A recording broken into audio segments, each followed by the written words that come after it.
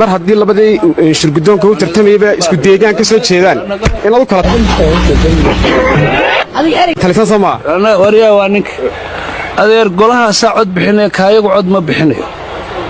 halka waxa yaala anigu ka sii warrami maayo anigu waxaanu kaaga jawaabnaa dadkii midaas ku dul qabsataan war dadkayaga halka wax uga qaban lahayd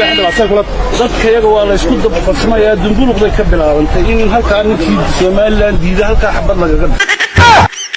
yaa dumbuluqday ka bilaabantay in halka ninkii Soomaaliland diiday halka xabad lagaga dhibaan Cabdiqaadir Indho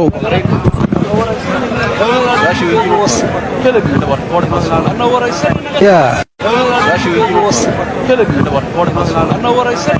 jirto waa beenti waabu kalar ku haystaa bil khasab igu waran buu leeyahay miyaad khasbaysaa bal intuu ma sii daayay dhibaan Cabdiqaadir Indho